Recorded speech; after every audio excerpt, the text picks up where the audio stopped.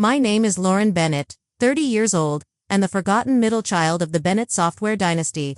Arriving at our Chicago mansion for Thanksgiving, I noticed Dad checking his phone, obsessively whispering to Mom with unusual excitement. Little did they know, beneath my simple black dress beat the heart of someone they had drastically underestimated. The bombshell Dad was about to drop at dinner would change our family forever, but not in the way he expected. If you are watching this from a family business situation, drop a comment below and subscribe to see how. I turned my father's betrayal into the sweetest revenge that changed our family forever. I grew up in Winnetka, one of Chicago's wealthiest suburbs, in a sprawling colonial with 6 bedrooms, a heated indoor pool, and a lawn that required 3 gardeners to maintain. From the outside, we were the picture-perfect American success story. My grandfather, William Bennett, started Bennett Tech Innovations in his garage back in 1978 with nothing but a second-hand computer and a revolutionary idea for inventory management software. He built it from nothing into a regional powerhouse before my father, Richard Bennett, took over in 1995. Dad expanded the company aggressively.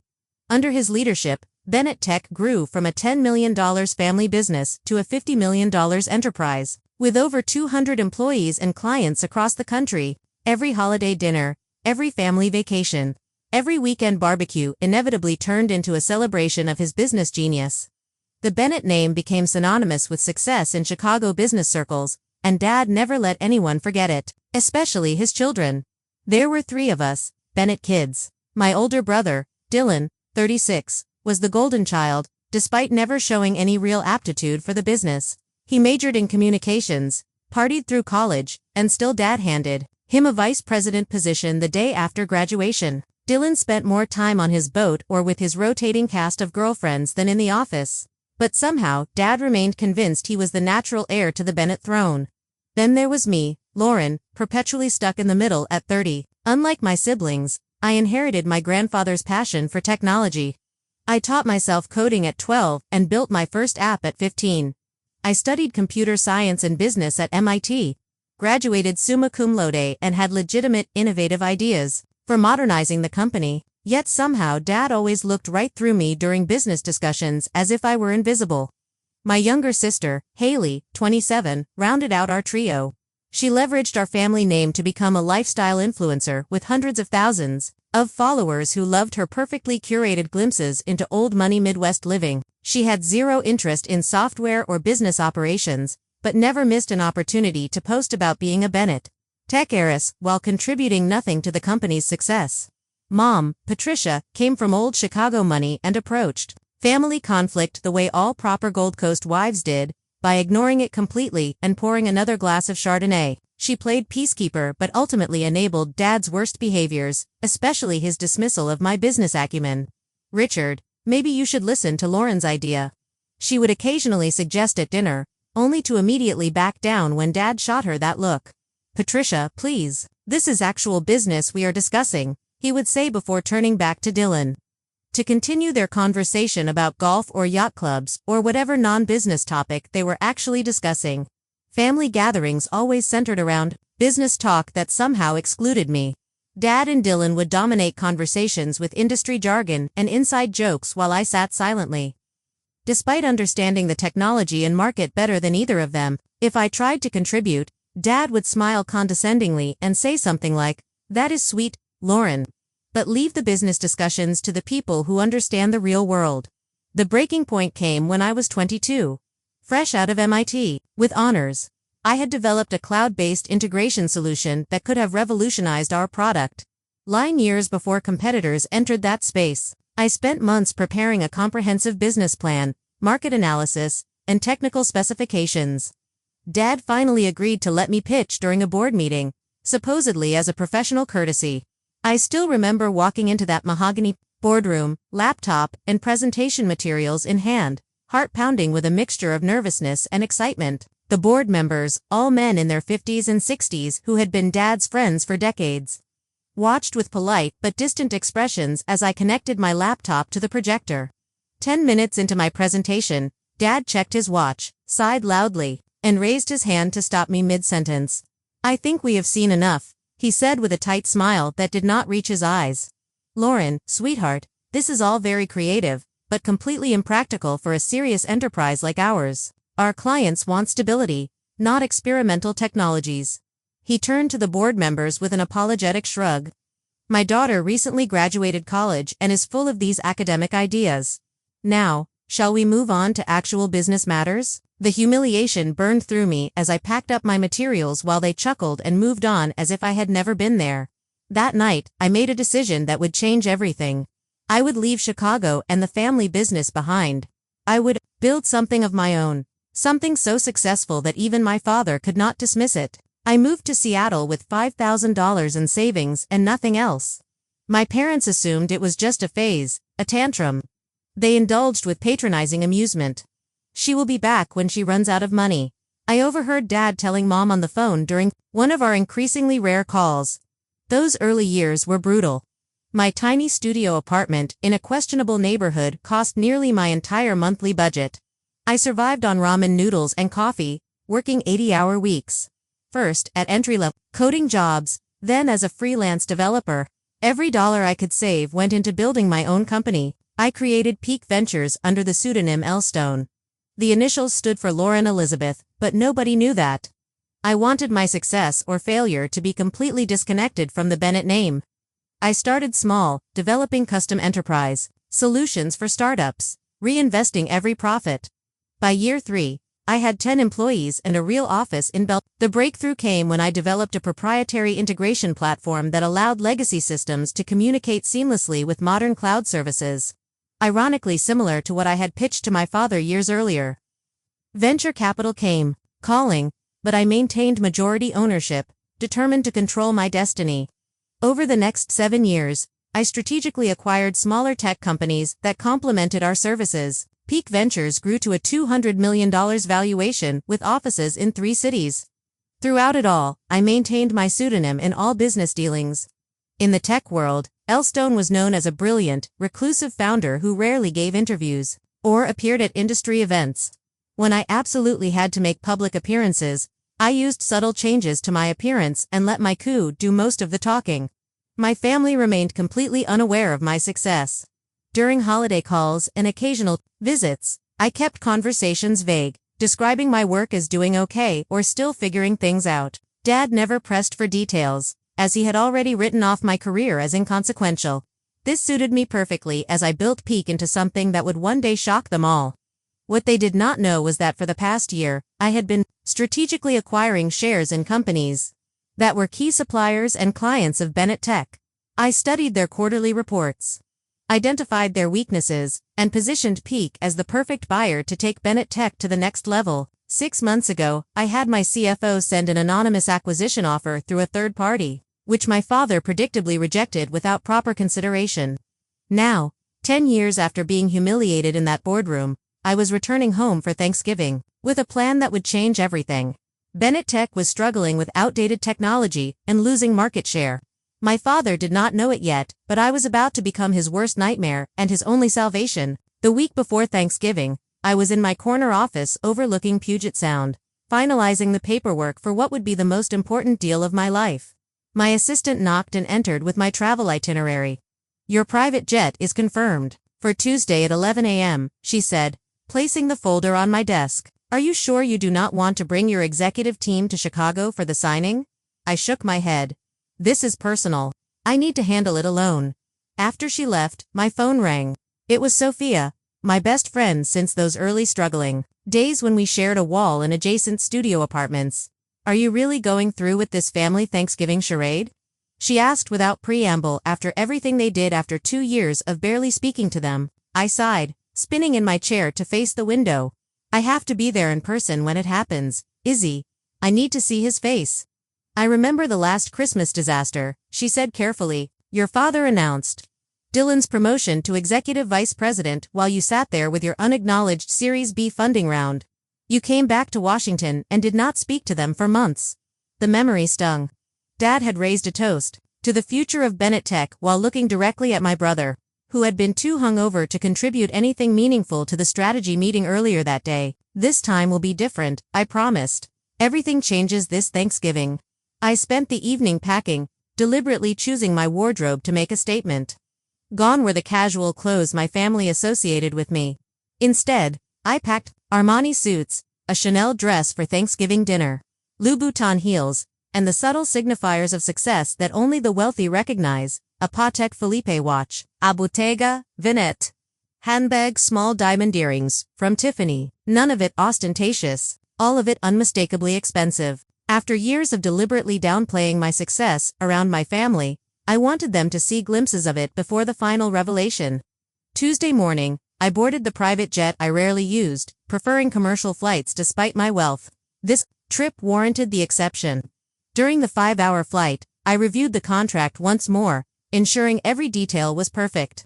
The irony was not lost on me that for years I had flown coach to Chicago, eating airplane peanuts and squeezing into middle seats while building the empire that would now allow me to arrive in style. The jet landed at a private airfield outside Chicago. A black Bentley waited on the tarmac, another unusual indulgence I had arranged specifically for this trip. As we drove through familiar neighborhoods toward Winnetka, I felt a strange mixture of nostalgia and determination hardening within me. The Bennett family estate looked exactly as it always had, imposing colonial architecture, perfectly manicured grounds now dusted with November snow, a wreath already hanging on the door in preparation for the holiday season.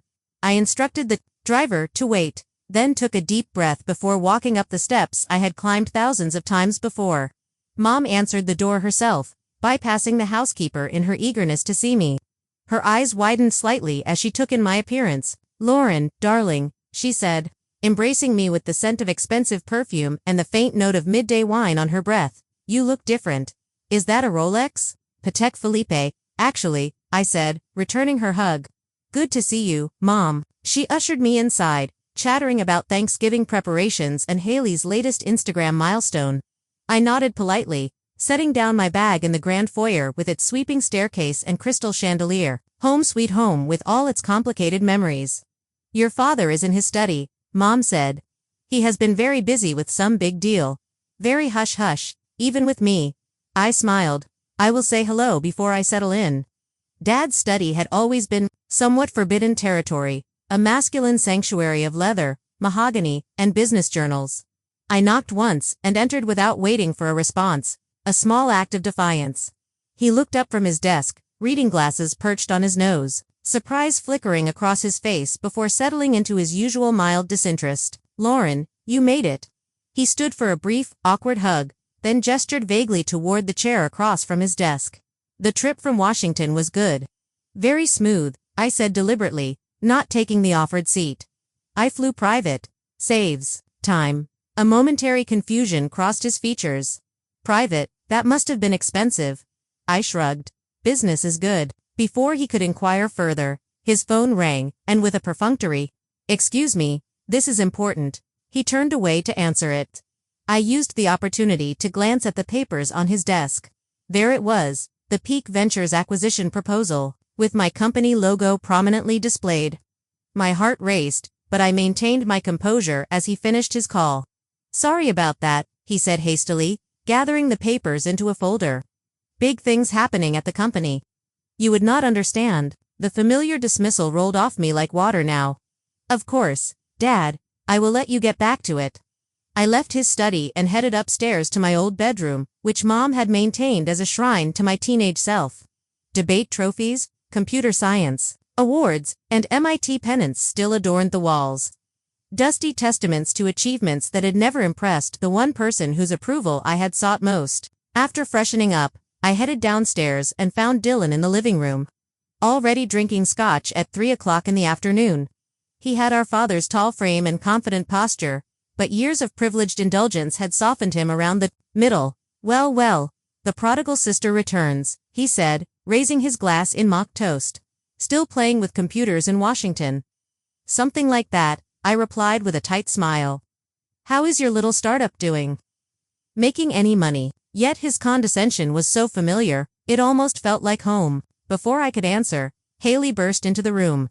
Phone held at the perfect angle to capture her entrance for her Instagram followers. "Lauren is here, everyone.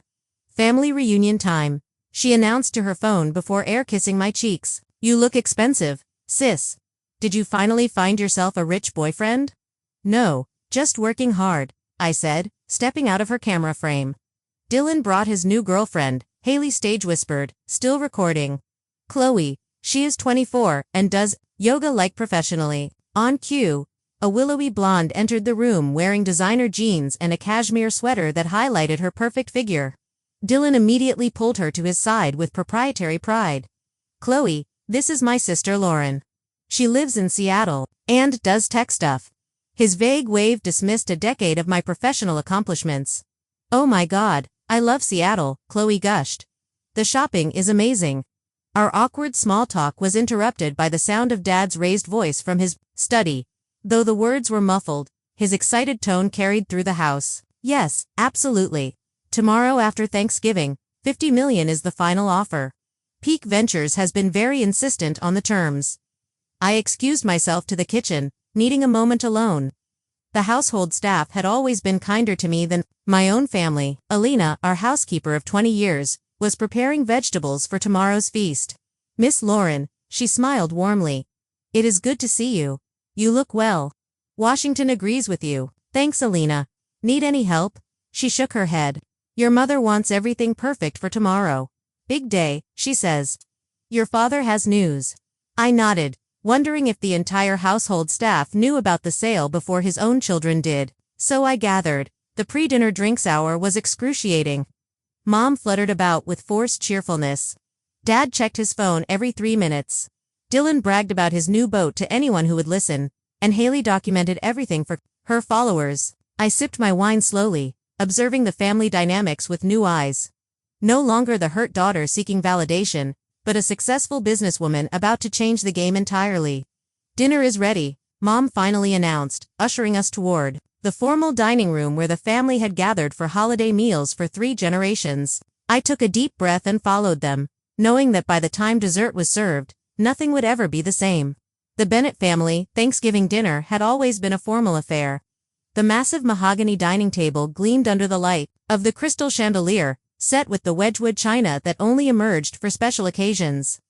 Sterling silver candelabras held ivory tapered candles, casting a warm glow over the autumnal centerpiece of pumpkins, gourds, and fall foliage that Mom had undoubtedly commissioned from the most expensive florist in Chicago. I noted with mild amusement that I had been seated at the far end of the table, as far from Dad at the head as physically possible. Typical. Dylan sat at Dad's right hand with Chloe beside him, while Haley occupied the spot to Dad's left. Mom took her traditional place at the opposite end with me beside her, symbolically separated from the inner circle of family business by the length of polished wood between us. Alina and the kitchen staff brought out course after course. Butternut squash soup, garnished with creme fraiche, harvest salad with candied walnuts and cranberries, and finally the turkey. A 25 lb bird roasted to golden perfection accompanied by all the traditional sides. Dad carved with ceremonial precision while Haley filmed for her social media, providing running commentary. And here is Daddy carving the turkey just like his father before him, continuing the Bennett family tradition of excellence in everything they do. I caught Mom wincing slightly at Haley's performance before taking a large sip of her wine.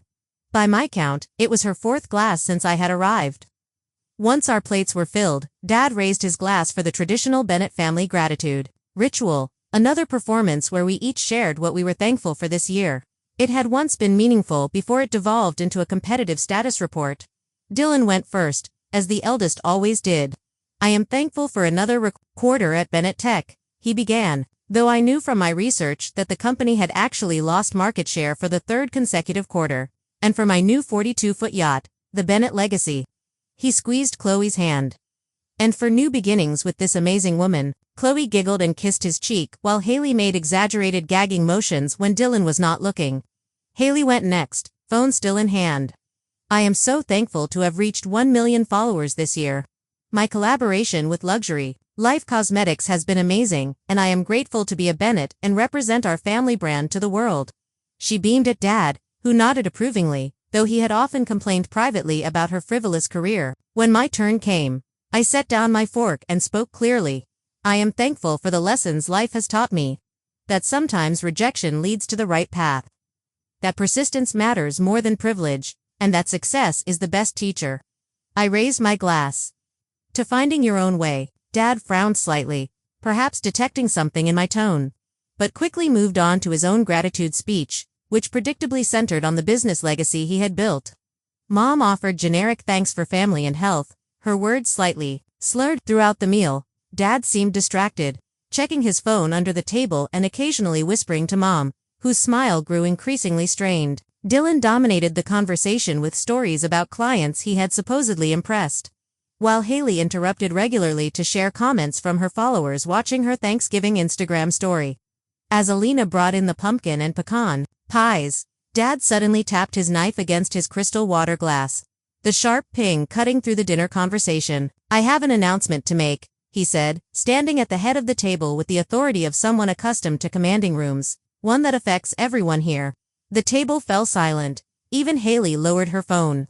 "As you know, I have dedicated my life to building Bennett Tech into a leader in our industry. But all good things evolve, and the time has come for change." He paused dramatically. "I have decided to sell the company." Dylan choked on his wine. "What, Dad? You cannot be serious." Dad raised his hand for silence. "I have been in negotiations for months with a very interested buyer. The deal will be finalized tomorrow." Haley gasped theatrically. "But Daddy, what about the Bennett legacy? My brand is built around being a Bennett Tech heiress." "That brings me to the second part of my announcement," Dad continued, his expression unreadable. "The proceeds from the sale will not be going to you children as inheritance." Now both Dylan and Haley erupted in protest. "That is our birthright." Dylan slammed his fist on the table, rattling the china. "What do you mean?" Haley wailed, now live streaming the family drama to her followers. "Where is the money going?" Dad waited for their outbursts to subside. "Your mother and I will be using part of it for our retirement. The rest will go to establishing the Bennett Foundation, a charitable organization to support technology education." This is Dylan stood, his face flushed with anger. "I have given 10 years to this company. You promised it would be mine someday. You promised all of us." Haley joined in, tears streaming down her face, though she kept her phone carefully angled to capture her most flattering crying angle. Throughout the chaos, I remained perfectly still, taking small, deliberate bites of pecan pie. Mom noticed my calm and gave me a quizzical look. "Lauren," she said quietly, "you do not seem surprised." The table gradually quieted as everyone turned toward me, suddenly remembering my presence. "Actually," I said, setting down my dessert fork with precision, "I have just one question." I looked directly at my father. "Who is the buyer?" Dad's chest puffed with pride, pleased to have important information that we did not. "A very successful tech investment firm called Peak Ventures. They are paying $50 million, which is more than generous given our recent market challenges." I took a sip of water, using the moment to steady myself for what came next. The room felt charged with a strange electricity, the moment suspended between the past and future. "Dad," I said finally, my voice calm and clear. "I am Peak Ventures." The room went completely silent. I could hear the antique grandfather clock ticking in the hallway, marking the seconds of frozen disbelief. For several heartbeats, nobody moved. The silence was absolute, as if the air itself had solidified around us. I watched the emotions play across my father's face in rapid succession. Confusion, disbelief, shock, and finally the first flickers of anger. Dylan was the first to react, knocking over his wine glass as he stood abruptly. The red liquid spread across the white tablecloth like blood, a vivid punctuation to the moment. "What the hell are you talking about?" he demanded, looking between Dad and me with growing panic. Haley, incredibly, was still live streaming, her hands shaking as she captured what was quickly becoming the most dramatic content her followers had ever seen. "Oh my God," she whispered to her phone. "Did my sister just say she owns Peak Ventures, the company buying our family business?" Mom reached for her wine glass, found it empty, and promptly grabbed the bottle instead. I stood, slowly, feeling a strange sense of calm after carrying this secret for so long. "L. Stone," I said. "Lauren Elizabeth Stone. That is the name I have been using professionally for the past decade while building Peak Ventures into a $200 million company." Dad found his voice at last. "This is preposterous," he sputtered. "Peak Ventures is run by L. Stone, a respected technology investor, not by my daughter who has been playing at startups in Washington." I reached into my purse and removed my business card case, made of sleek brushed platinum with the Peak Ventures logo engraved on its surface. I slid a card across the table, toward him. "Actually, Dad, I am Elle Stone. I founded Peak Ventures 10 years ago after you dismissed my business proposal and humiliated me in front of your board. Dad snatched up the card, staring at it as if it might transform in his hands. This is some kind of joke, he said, but his voice had lost its certainty. Peak Ventures now owns controlling interests in Nexus Technologies, DataStream Solutions, and TechCore Industries. I continued, naming Bennett Tech's 3 largest suppliers. We also recently acquired majority stakes in your 2 biggest clients, McKinsey Manufacturing and Westfield Distribution. The Bennett Tech acquisition is the final piece in a strategic plan I have been implementing for the past 18 months. You have been spying on our business, Dylan accused, his face mottled with rage. That is corporate espionage. No, Dylan. It is called market research. Everything I learned about Bennett Tech came from publicly available financial reports, industry analysis, and completely legal channels. I turned back to Dad. The truth is, Bennett Tech has been failing for years. Your technology is outdated. Your management practices are from the last century, and you have lost 22% market share in the past 3 years. How dare you? Dad began, but I cut him off. I tried to help you first. 6 months ago, Peak Ventures sent an anonymous partnership proposal that would have allowed the Bennett name to remain on the company while providing the capital and technology upgrades you desperately needed. You rejected it without even reading past the first page. Dad's eyes widened in recognition. The Phoenix proposal. That was you. I nodded. I wanted to give you a chance to accept help without knowing it came from me. Your pride would not allow it. So this whole time you have been plotting against your own family, Dylan shouted, planning to steal our company. Not steal, Dylan. Purchase legally for $50 million, which is honestly more than its current market value. I kept my voice level, despite the emotional storm brewing inside me. And let us be clear, this company stopped being our family business the day Dad made it evident that only one child would ever have a meaningful role in it. Despite that child's complete lack of qualifications or interest in technology, Haley finally lowered her phone, the reality of the situation apparently sinking in. So, you are going to be our boss now? She asked in a small voice. Technically, yes, I confirmed. Though the current management structure will be completely reorganized. Dad stood abruptly, his chair scraping loudly against the hardwood floor. This deal is off, he declared. I will not sell my company to my own daughter as some kind of revenge plot. I shook my head slowly. The contracts are signed, Dad. The board has approved the sale. The press release goes out tomorrow at 9 a.m. Eastern Time.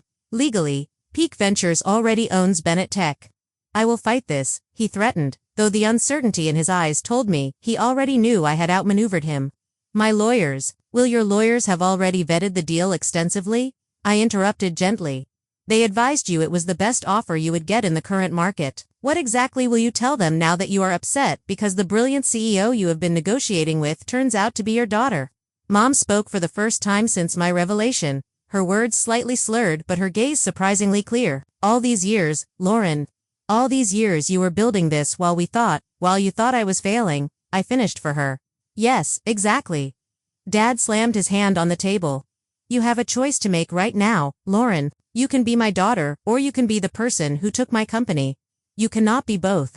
The ultimatum hung in the air between us, so predictable it almost made me sad. 10 years ago, it would have devastated me. Now it merely confirmed what I had always known. That is where you are wrong, Dad, I said quietly. I am both. I always have been. You just refuse to see it. Haley had started crying in earnest now, mascara tracking down her perfectly contoured cheeks. What happens to us, to our trust funds, our positions? That depends, I answered honestly, on whether you want to actually work for the company, or just claim its benefits. Dylan pointed an accusing finger at me. You planned this for Thanksgiving deliberately, did not you, to humiliate us in front of the whole family? I planned it for Thanksgiving because I knew everyone would be here, I corrected him, and because 10 years ago at Thanksgiving dinner, Dad announced that he was promoting you to vice president. Despite your complete lack of qualifications, while telling me my degree from MIT and 3 years of coding experience was not enough to warrant even an entry-level management position. Dad's face flushed at the reminder. That was different. Dylan is my son, my firstborn. And there it is, I said softly. The real reason I was never given a chance. Not my ideas, not my education, not my work ethic, just my gender. The painful truth silenced the room again. Even Dylan had the grace to look uncomfortable. This conversation is over, Dad finally declared. Everyone out. I need to call my attorneys. He stormed from the dining room, the sound of his study door slamming echoing through the house moments later. Mom rose unsteadily to her feet. I should go check on him, she murmured, though she paused beside my chair. Are you really worth $200 million? I nodded. And all those times you could not come home for Christmas because you said you could not afford the plane ticket.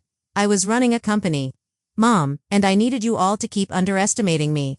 She touched my shoulder briefly, an unreadable expression on her face, then followed after Dad. As the dining room emptied, I remained seated, looking at the abandoned Thanksgiving feast around me. The turkey had grown cold, the candles burned low, and the family I had once desperately wanted to impress had scattered in shock and anger. It should have felt like victory. Instead, a hollow ache spread through my chest as I realized that while I had finally earned their attention, I was further than ever from earning their understanding. I retreated to my childhood bedroom as the house descended into chaos below. Through the floor, I could hear Dad shouting on the phone, presumably to his lawyers, while Mom's placating tones rose and fell in counterpoint. Occasionally, Dylan's angry voice would join the cacophony, followed by Haley's dramatic wailing. My old room remained frozen in time, a museum to the person I had been. The twin bed with its navy blue comforter. The desk where I had spent countless hours coding and dreaming. The bookshelves lined with computer science textbooks and the few fantasy novels I had allowed myself as rare indulgences. Debate trophies and academic medals gathered dust on the shelves, achievements that had never impressed the one person whose approval I had sought most. I ran my fingers along the spines of my old journals, pulling one out at random. Inside were detailed business plans, algorithm sketches, and notes for the very cloud integration platform that had eventually become Peak's flagship product. The irony was not lost on me that everything I had built had begun right here in the room where I had felt most invisible. A sharp knock on the door interrupted my thoughts. I opened it to find Dylan, his tie loosened and face flushed with either anger or alcohol, possibly both. We need to talk, he said, pushing past me into the room without waiting for an invitation. I closed the door and leaned against it, arms crossed. About what, Dylan? How I ruined your Thanksgiving, or how you plan to inherit a company you helped run into the ground. You think you are so clever, he hissed, pacing the small space like a caged animal. Little Lauren with her computers and her secret identity. Did you enjoy lying to our faces all these years? About as much as you enjoyed taking credit for my ideas, I replied evenly. Remember when I suggested Bennett Tech should move to cloud-based solutions 6 years ago during Christmas dinner? Dad dismissed it as trendy tech jargon, but somehow, 3 months later, you presented the exact same concept as your own strategic vision. Dylan stopped pacing, his expression darkening. I was the one who stayed. I was the one who put in the time at the company while you ran off to Washington to prove some point. You put in time. Yes. But what did you actually contribute, Dylan? Besides expenses on the company credit card for client dinners at strip clubs and a corner office you used primarily for naps between hangovers. His face contorted with fury. You do not know what you are talking about. I brought in the Westfield account. Westfield came to Bennett Tech because I personally reached out to their CTO as Elstone and recommended your services as part of my long-term acquisition strategy. I informed him, and I know exactly what I am talking about because I have been auditing the company remotely for the past year as part of my due diligence, including the financial records you thought were only accessible on the local server. The color drained from his face. What are you saying? I know about the $300,000 you embezzled through fake vendor accounts. Dylan, I know about the phantom consulting fees that went directly to your personal offshore account. I know everything. He took a threatening step toward me. You cannot prove any of that? I have transaction records, account numbers, and IP logs showing the falsified entries came from your office computer on days when only you were present in the building. I held his gaze steadily. I am not planning to pursue criminal charges, Dylan. That would hurt the company during the transition. But do not test me. You bitch, he whispered, hands clenching into fists at his sides. You would destroy your own brother. I would hold accountable a thief who happens to be related to me. I corrected him. There is a difference. We stood in tense silence until he finally turned away. This is not over, he warned, yanking open the door. Actually, it is, I said to his retreating back. You just do not realize it yet. I had barely closed the door when another knock came. This time it was Haley, her makeup freshly touched up despite the tear tracks still visible on her cheeks. So you are like a secret millionaire, she said without preamble, entering my room and immediately sitting on my bed. That is actually kind of badass. I could not help but laugh at her rapid pivot. Is that what you were going with 5 minutes ago? You were crying about losing your heiress status.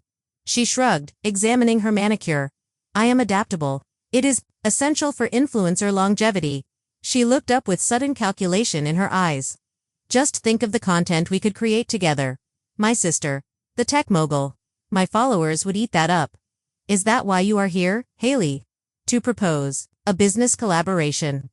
More like a mutual arrangement, she said, smoothing her dress. You need a media presence for your company that humanizes you, and I need an authentic connection to actual business success instead of just looking pretty with products.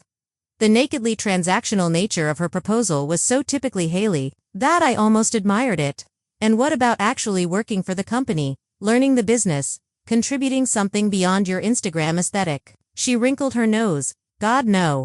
Coding is boring, and business meetings make me want to die. But I could be like the brand ambassador, the face of the company for the lifestyle market. The face of an enterprise software integration platform for the lifestyle market, I repeated slowly. Do you hear yourself? Haley stood, straightening her shoulders. Fine. Mock me like everyone else in this family. But my social media skills are actually valuable in today's market, whether you respect them or not. I have built my own brand from nothing, just like you did. The parallel had never occurred to me before, and I found myself momentarily speechless. There was a strange kind of truth to it, though our methods and values diverged dramatically. I will think about it, I said finally, but not tonight. She nodded, apparently satisfied with even this small concession. Just so you know, I have already posted about a major family business shakeup without specifics. My engagement is through the roof. After she left, I sat at my old desk, powering up my laptop to check on the final details for tomorrow's announcement. A gentle knock interrupted me again. Come in, I called, expecting perhaps Alina with tea or one of the household staff. Instead, Mom entered, looking surprisingly sober given the amount of wine she had consumed at dinner. She had changed from her dinner dress into a cashmere sweater and slacks, her armor of Chicago society wife, temporarily set aside. Your father has locked himself in his study with a bottle of scotch and the company by loss, she said, settling into the window seat where she used to sit and read me stories as a child. He is convinced there must be some loophole to stop the sale. There is not, I said simply. His lawyers already confirmed it. She nodded, looking around the room thoughtfully. You know, I kept everything exactly as you left it. I always thought you would come back once you got this rebellion out of your system. It was never a rebellion, Mom. It was a career, a life, $200 million, she mused, shaking her head slightly. My little girl built a company worth $200 million in secret while we all thought you were struggling. I turned to face her fully. You could have asked, Mom. Any of you could have shown genuine interest in what I was doing, but none of you ever really wanted to know. Tears welled in her eyes. I knew, Lauren, not the details, not the scale of your success, but I knew you were special. I saw it when you were little. The way your mind worked differently, how you understood things, the rest of us could not grasp. She wiped at her cheeks. I just did not know how to help you in a family like ours with a man like your father. You could have stood up for me, I said, the old hurt rising unexpectedly in my throat. All those times he dismissed me, humiliated me. You just sat there. I was wrong, she admitted quietly. I told myself I was keeping the peace, being a supportive wife. But I failed as a mother when you needed an advocate. The simple acknowledgement pierced something long frozen inside me. I had come prepared for anger, for accusations, even for legal threats.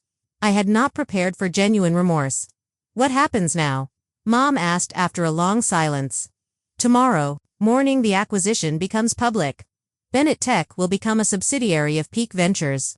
The company name will remain for now, but operations will be completely restructured. I hesitated, then added, Dad and Dylan will be offered advisory positions with no actual authority if they want them, mostly for appearances' sake during the transition. And you, will you move back to Chicago? I shook my head. I will remain in Seattle. We will install a new management team here. She nodded, seeming to understand all. I was not saying that I had outgrown this house, this family dynamic, this version of myself. Your father may never forgive you for this, she warned softly. I know, I acknowledged, but this is not about forgiveness, Mom. It is about finally being seen.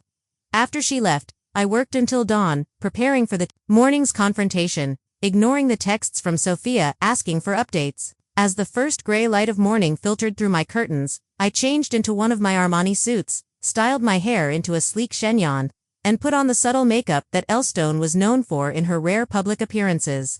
The morning would bring either a new beginning for the Bennett family or its final fracturing. Either way, I was ready. The kitchen was eerily quiet when I came down at 7 a.m. Alina silently handed me a cup of coffee, her eyes communicating a mixture of concern and respect. The formal dining room had been cleared of last night's Thanksgiving disaster, no evidence remaining of the family explosion except the lingering tension in the air. I checked my phone, 3 missed calls from my executive team, eager for updates. On the acquisition announcement scheduled for 9 a.m., a text from Sophia. Did you drop the bomb? Are they still breathing? I had just finished responding when Dad appeared in the doorway of the kitchen. He looked older than he had yesterday, the lines around his eyes deeper, his normally perfect posture slightly stooped. He had clearly not slept. My study. Now his tone left no room for discussion. I followed him down the hallway to the room that had always been the center of Bennett family power. The wood-paneled walls were covered with framed accolades, business journal, covers featuring Dad, industry awards, photos with politicians and celebrities. Conspicuously absent was any recognition of my achievements, though my MIT graduation photos sat on a side table, half hidden behind more prominent family pictures. Dad took his seat behind the massive desk, a position he had used to intimidate business rivals for decades. I chose not to sit in the visitor's chair as expected, instead perching on the edge of the desk itself, a subtle repositioning of our power dynamic that did not go unnoticed. My attorneys confirm what you said last night, he began without preamble. The sale is legally binding. The board vote was unanimous. Of course it was, I replied. Bennett Tech has been losing market share for 3 years. Your technology is outdated, your management structure is bloated, and your development pipeline is empty. The board recognized a good offer when they saw it. $50 million, he said, shaking his head. The company was valued at $70 million just 2 years ago. The company was overvalued 2 years ago, I corrected, and I offered more than any other potential buyer would have. Most would have stripped the assets and dissolved the Bennett name entirely. He looked up sharply. And is that your plan to erase your own family legacy? No, despite everything, I respect what grandfather built and what you expanded. The Bennett name stays, though the company structure will change significantly. For the first time, uncertainty crossed his features. What exactly are your plans? I had waited 10 years for him to ask my opinion on business matters. The irony was not lost on me. Bennett Tech will become the enterprise division of Peak Ventures, focusing on updating your legacy products and integrating them with our cloud platforms. We will retain approximately 60% of the current staff, with significant changes to upper management, and me. He asked, the question clearly costing him. You will be offered a position as chairman emeritus, no operational authority. But you will maintain an office and can advise on client relationships during the transition. His jaw tightened. A figurehead role. A respected advisory position, I countered, with full benefits and a generous compensation package. He stood abruptly, walking to the window that overlooked the immaculately maintained garden. For a long moment, he said nothing, his back to me as he stared out at the property that generations of Bennett success had built.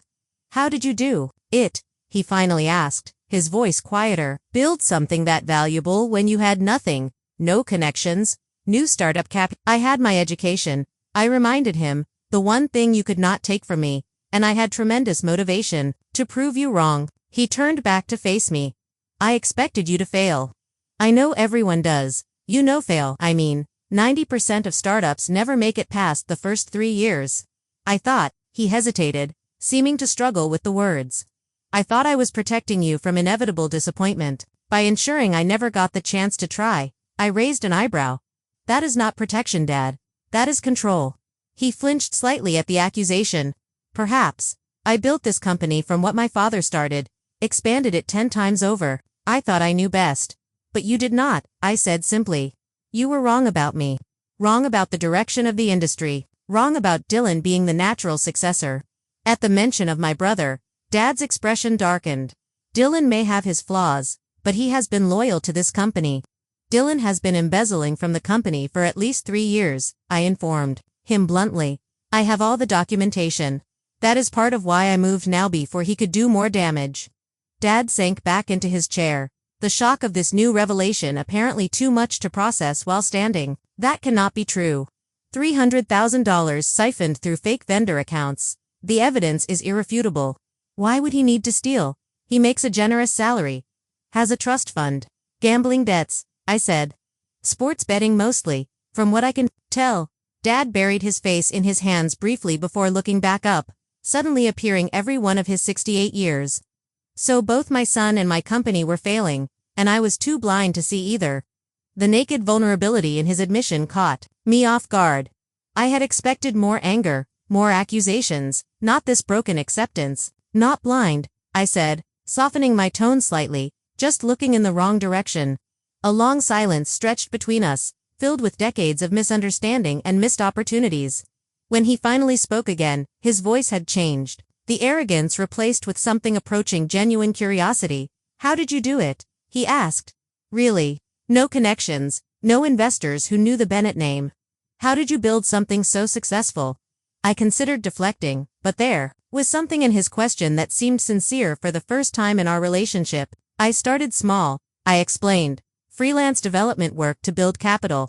Then I created a proprietary integration platform that solved a problem every enterprise company has, connecting legacy systems with modern cloud architecture. It was actually based on the proposal you dismissed when I was 22. A flicker of recognition crossed his face. The one with the middleware solution. I nodded, surprised he remembered even that much. Yes, I refined it, made it more adaptable, used it to attract our first major clients, reinvested every profit. Lived in a studio apartment eating ramen for 3 years to keep overhead low. Built a team of brilliant people who believed in the vision. Without the Bennett name to open doors, he mused. Because of that, in some ways, I corrected. Being underestimated is a powerful position if you know how to use it. No one saw me coming. He almost smiled at that. Clearly not. Another silence fell, but different now, less hostile. I checked my watch. The press release goes out in 45 minutes. We should discuss next steps. What about Dylan and Haley? He asked. Dylan will be offered a choice. Resign quietly with a reasonable severance or face potential legal consequences for the embezzlement. Haley, I paused, considering. Haley actually made a compelling case last night for serving as a brand ambassador. Her social media skills are legitimately valuable in the right context. Dad looked genuinely surprised. You would keep them involved after everything. This was never about destroying the family, Dad. It was about claiming my place in it on my terms. He nodded slowly, his gaze dropping to the papers on his desk, then rising again to meet mine with unexpected directness. You outmaneuvered me completely, he said, and I was startled to detect a note of something almost like pride in his voice. Your grandfather would have been impressed. Coming from him, it was as close to approval as I had ever received. I felt a complicated emotion rising in my chest, not quite vindication. Not quite forgiveness, but something hovering in the space between. I learned from watching you. I acknowledged, even when you did not think I was paying attention. He extended his hand across the desk. So, Chairman America. I took his hand, sealing the first professional agreement we had ever made as equals. Welcome to Peak Ventures, Dad. 6 months after that fateful Thanksgiving, I stood in the newly renovated headquarters of Bennett Peak Technologies. The former Bennett Tech building had been transformed with open workspaces, state-of-the-art technology, and a collaborative environment that respected the company's history while embracing its future. My role as CEO of Peak Ventures meant I split my time between Seattle and Chicago, overseeing the integration of the two companies and the evolution of our expanded product line. The transition had not been easy, but it had been more successful than even my optimistic projections had anticipated. Dad had surprised everyone by embracing his chairman emeritus role with unexpected grace. Once the initial shock and anger had subsided, he found satisfaction in mentoring younger team members and maintaining relationships with long-standing clients. We had established a weekly meeting where he could offer insights on company history and industry relationships, and I found myself actually looking forward to these sessions. For the first time, we were building a relationship based on mutual respect rather than expectations and disappointments. Dylan's situation had been more complicated. After facing the evidence of his embezzlement, he had initially threatened legal action against both me and the company. Eventually, cooler heads prevailed when he realized his options were limited. He accepted a conditional offer: repayment of the stolen funds, resignation from his executive position, and enrollment in an MBA program if he wanted any future role in the business.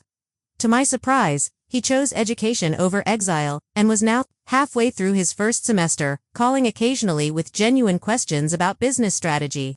Haley had flourished in her new role as brand ambassador for our consumer products division, a small but growing part of the business that benefited from her social media expertise. Her followers had been captivated by the dramatic family business saga, which she carefully presented as a story of female empowerment and family reconciliation rather than the more complex reality. Her Tech Heiress rebrand had actually opened doors to younger markets we had previously struggled to reach. Mom had perhaps changed the most. Freed from her role as peacekeeper in a dysfunctional family business, she had reduced her drinking, started volunteering with women's education initiatives, and even joined the board of a tech incubator for female founders. "I want to help other girls like you," she told me, "so their mothers do not make the same mistakes I did." As I walked through the office, employees nodded respectfully or smiled in greeting. I was no longer Elle Stone, the mysterious founder, nor Lauren Bennett, the forgotten middle child. I was simply Lauren, the CEO who had modernized a failing family business and created new opportunities for everyone involved. My assistant interrupted my thoughts. "Your father is waiting in the conference room with the quarterly reports," she informed me, "and your mother called to confirm dinner tonight with the potential investors." I thanked her and headed toward the meeting, pausing briefly by the newly installed company timeline in the main lobby. It displayed the evolution of Bennett Tech from my grandfather's garage startup to our current iteration as Bennett Peak Technologies. My photo now hung alongside those of my grandfather and father, 3 generations of leadership, with my own achievements listed with the same prominence as theirs. Thanksgiving was approaching again, and this year would be entirely different. We had planned a smaller, more intimate family dinner without the performative traditions that had dominated our previous gatherings. No formal gratitude ritual, no business posturing, just a family still learning how to truly see and hear each other. The journey from rejection to leadership had been longer and more painful than I could have imagined when I left Chicago 10 years ago. The challenges of merging family and business continued daily, requiring patience and perspective I was still developing. There had been moments when the weight of past hurts threatened to overwhelm the progress we had made, when old patterns of communication emerged in tense meetings or family dinners. The hardest part had not been the acquisition itself, but the ongoing work of building relationships that could withstand both our shared history and our current professional roles. Dad still occasionally slipped into his authoritarian approach. Before catching himself, I sometimes found myself unnecessarily defensive, anticipating dismissal that no longer came. Yet slowly, conversation by conversation, the Bennett family was creating a new dynamic. Mom had hosted a dinner last month where, for the first time in my memory, everyone spoke equally, everyone listened, and no one stormed out in anger. Small victories, but meaningful ones. Perhaps the most profound moment had come unexpectedly, during a late night at the office when Dad and I were reviewing the first quarter results after the merger. The numbers had exceeded all projections, with client retention at 98% and new contracts increasing revenue by 32%. "You know," he had said quietly, staring at the spreadsheet, "you have already accomplished more than I did in my first decade running this company." The simple acknowledgement had healed something in me that I had not realized was still broken, not because I needed his validation professionally anymore, but because it represented the human recognition I had sought all along. The experience had taught me that success itself is not enough to heal family wounds. The satisfaction of proving myself had been sweet but ultimately hollow until it led to genuine connection. I had needed to learn that there is a difference between winning and resolving, between being right and being whole. As I entered the conference room where Dad waited with the quarterly reports, I reflected on how complex the journey had been from that Thanksgiving revelation to today. The lesson I carried forward was not that success is the best revenge, But that success without reconciliation leaves both sides poorer. True victory came not when I proved my father wrong, but when we both found a way to be right together. 4. Anyone watching this who recognizes the painful dynamics of family business, who has felt invisible or undervalued by those who should see you most clearly. I hope my story offers both inspiration and caution. Building your own success is powerful, but healing family wounds requires more than professional achievement. It demands honesty, vulnerability, and the courage to offer second chances even when they seem undeserved. Have you experienced similar family business challenges? Comment below and share your story. How did you navigate the complex intersection of family and business? Like, subscribe, and share if this resonated with you. Thank you for witnessing my journey from rejection to reconciliation. And remember that the true measure of success is not what you build alone, but what you create together.